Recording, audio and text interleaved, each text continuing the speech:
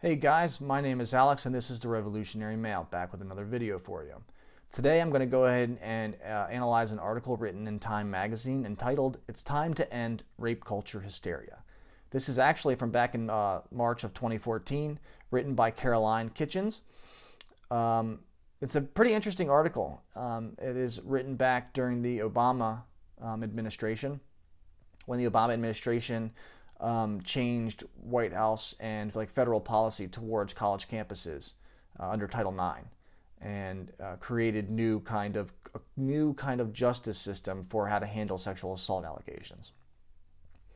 I'm going to go ahead and read this article and provide my thoughts and opinions on it. Here we go. Rape is as American as apple pie, says blogger Jessica Valenti. She and her sisters in arms describe our society as a rape culture, where violence against women is so normal it's almost invisible. Films, magazines, fashion, books, music, humor, even Barbie, according to the activists, cooperate in conveying the message that women are there to be used, abused, and exploited. Recently, rape culture theory has migrated from the lonely corners of the feminist blogosphere into the mainstream. In January, the White House asserted that we need to combat campus rape by changing a culture of passivity and tolerance in this country, which too often allows this type of violence to persist. Tolerance for rape. Rape is a horrific crime, and rapists are despised. We have strict laws that Americans want to see enforced. Though rape is certainly a serious problem, there's no evidence that it's considered a cultural norm. 21st century America does not have a rape culture. What we have is an out-of-control lobby, leading the public and our educational and political leaders down the wrong path. Rape culture theory is doing little to help victims, but its power to poison the minds of young women and lead to hostile environments for innocent males is immense. Yes, there's no rape culture in our society. Rape is a violent crime that is punished by law. It's illegal in every state. And in fact, it's so despised that even rapists, when they go to prison, have to be protected from the general population of other prisoners. That's how despised and hated rape and rapists are in our society, that they're even at the bottom of the hierarchy in prisons. Just let that sink in for a minute. Continuing. On college campuses, obsession with eliminating rape culture has led to censorship and hysteria. At Boston University, student activists launched a petition demanding the cancellation of a Robin Thicke concert because the lyrics of his hit song, Blurred Lines, allegedly celebrates systemic patriarchy and sexual oppression. I don't know the song myself, so I can't speak to that at all, but I doubt that it does with that. I doubt that it is a celebration of systemic patriarchy and sexual oppression.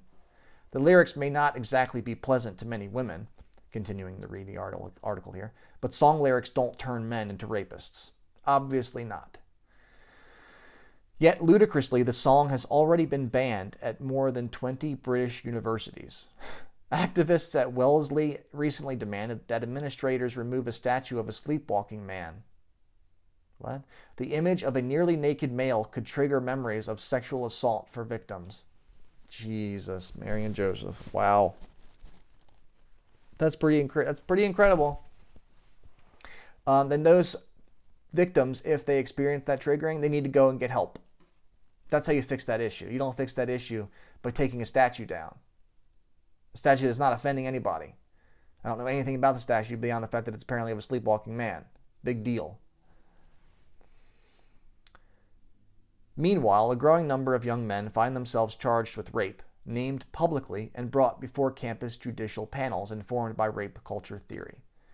In such courts, due process is practically non-existent. Guilty because accused. Rape culture theorists dismiss critics who bring up examples of hysteria and false accusations as rape denialism and rape apologism.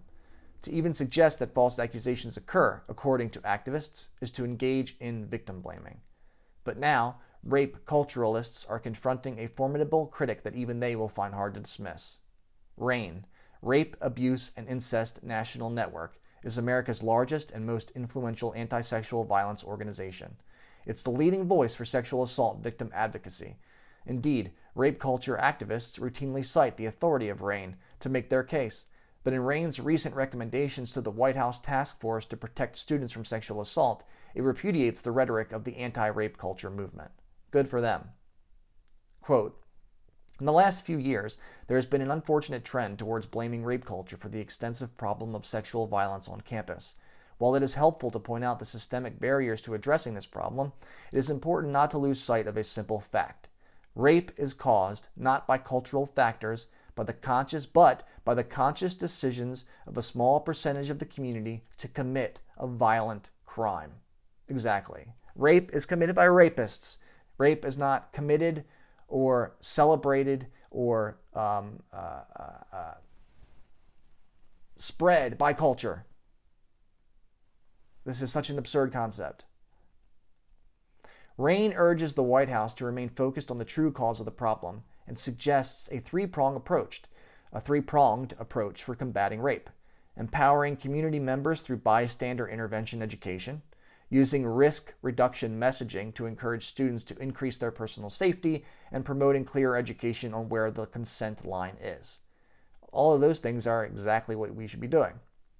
It also asserts that we should treat rape like the serious crime it is by giving power to trained law enforcement rather than internal campus judicial boards. I agree with that wholeheartedly. It's a crime. Rape is a crime. It should be treated like a crime. Why on God's green earth are college administrators doling out justice for rape accusations? That's what the police and the courts are for.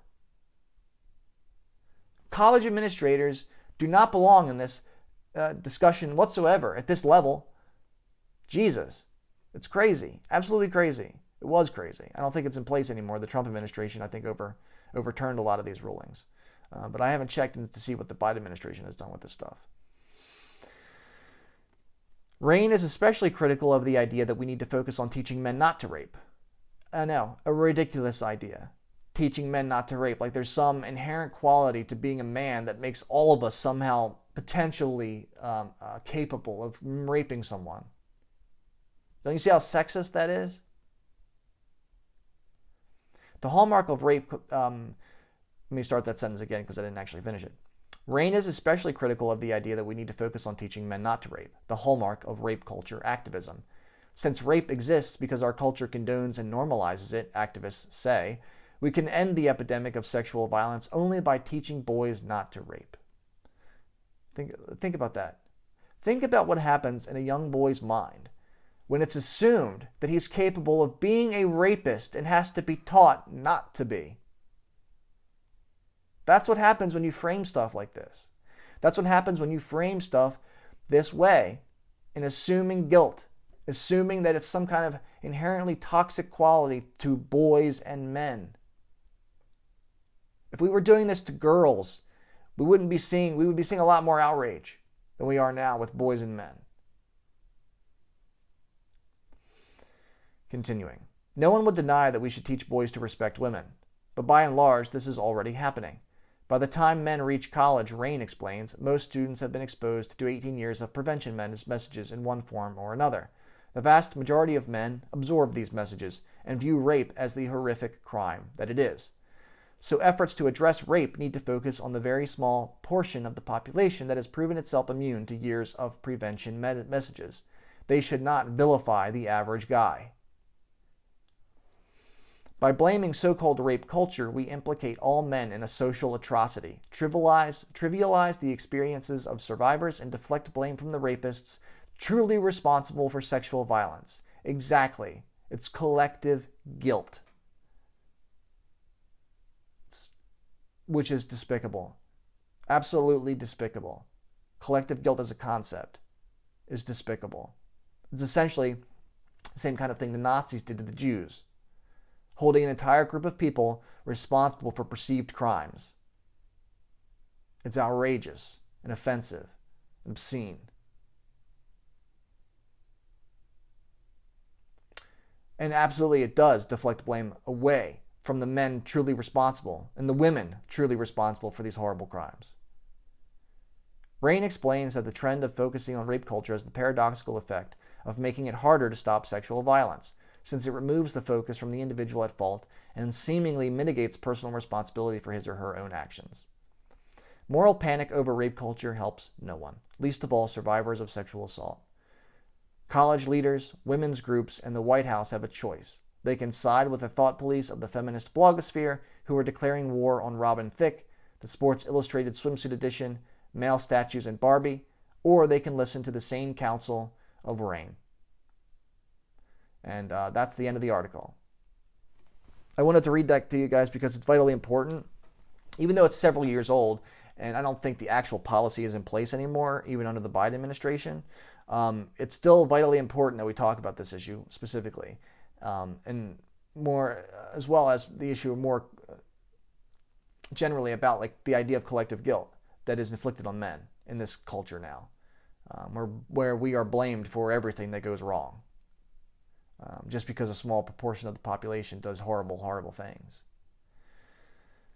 I hope you liked the video. If you do so, please hit the like button.